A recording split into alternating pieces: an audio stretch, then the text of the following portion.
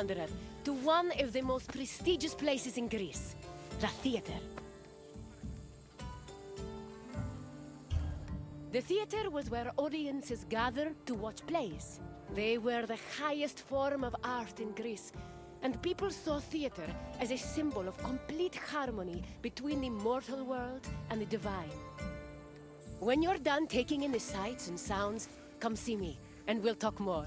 Until then, Wanderer.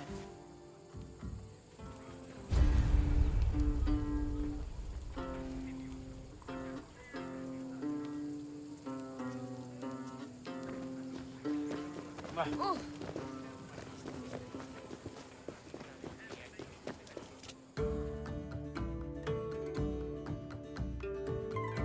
Theater is not just part of geek culture, but was a major part of Greek culture. In Athens, comedies and dramas originated from the dancing and singing performed by members of the cult of Dionysus. Between 536 and 533 BCE, theater's burgeoning importance in Athens was demonstrated when the responsibility of organizing tragedies was entrusted to the Archon, the highest-ranking magistrate in the city. From then on, theater grew rapidly in popularity, and soon, a permanent space for performing and watching plays was built on the slope of the Acropolis. During the 5th century BCE, theater became intertwined with Athens' democracy. It often functioned as an echo chamber for political ideas, and in some cases, it could even influence public opinion. As a result, in the 4th century BCE, Plato coined the term theatrocracy to describe his city's politics.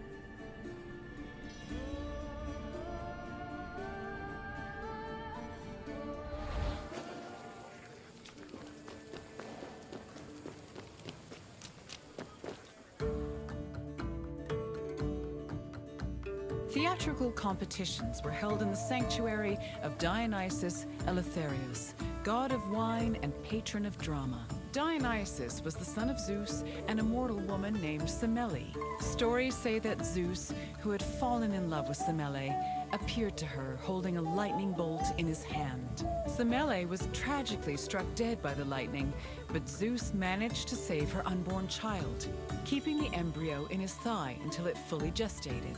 This is why the name Dionysus is sometimes thought to mean born twice. In Athens, theater was a part of the cult of Dionysus, and stage productions in the god's honor were held during festivals like the Linnaea and the Great Dionysia.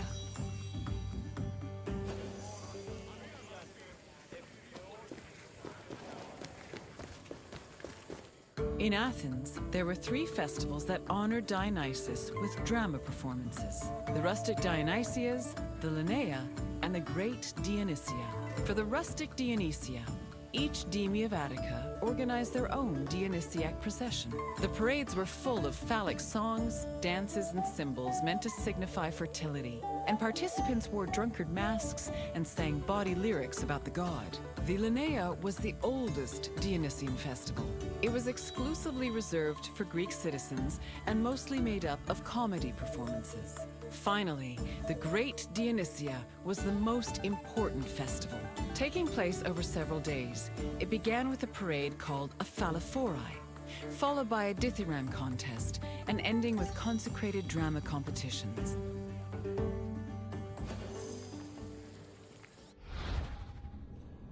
In Athens, there were 3 festivals that honored Dionysus with drama.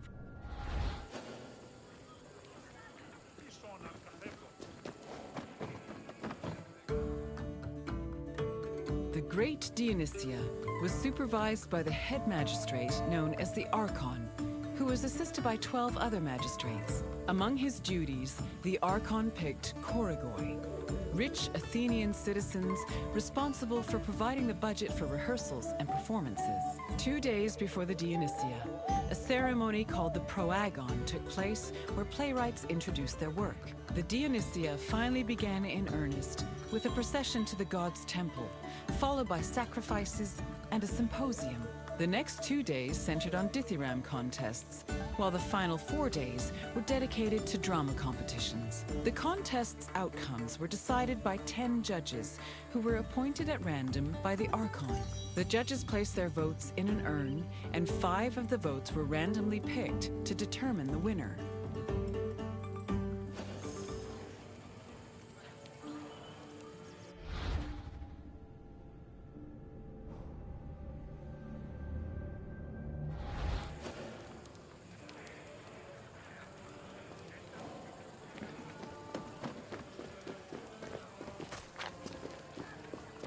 All Athenian stage actors were male, regardless of whether they were playing men or women.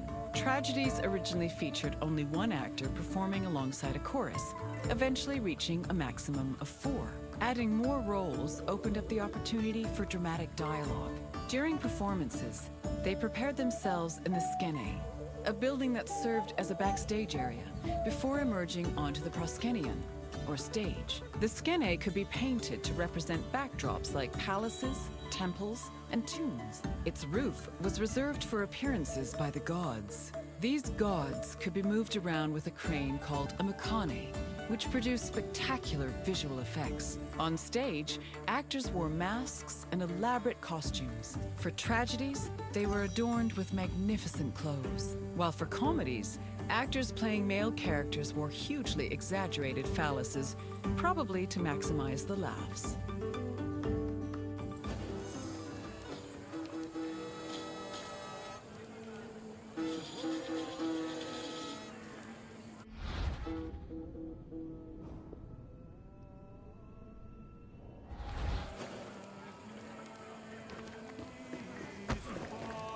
The centerpiece of the theater was the orchestra, or dancing place. It was a large, circular area that hosted choral performances, religious rites, and, presumably, acting. Choruses were composed of men wearing masks and costumes. Any Athenian citizen could be choratai, as long as they were selected by the chorus director. Chorus members also served as the equivalent of a curtain, as their entrance and exit marked the beginning and end of the play. New costumes and masks were produced for the chorus for every new play, and they were often just as impressive and elaborate as the performances. For example, Aristophanes' comedies feature the chorus dressing as wasps, frogs, birds, clouds, and islands. One of his plays, The Knights, even had men riding other men dressed as horses.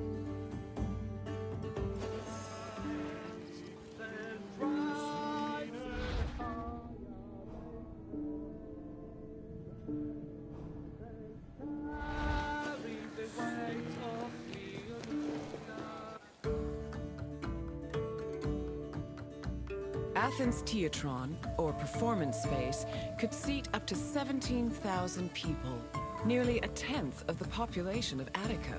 Its excellent acoustics made it ideal for drama, but it was also sometimes used for political meetings and parades. The theater was accessible to everybody.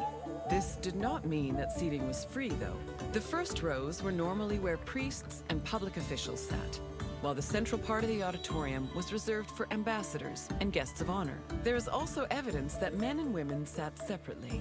In general, theater audiences were emotional and noisy. During performances, they would shout, curse, and throw things depending on their mood, and their reactions were just as much a part of the experience as the acting.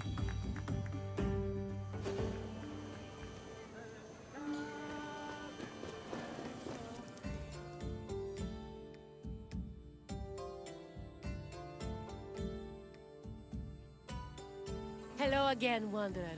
I hope your visit was entertaining. Though all art forms were important in Greek culture, none had the same prestige as theater, which provided a unique experience with every performance. Is there anything else you'd like to do?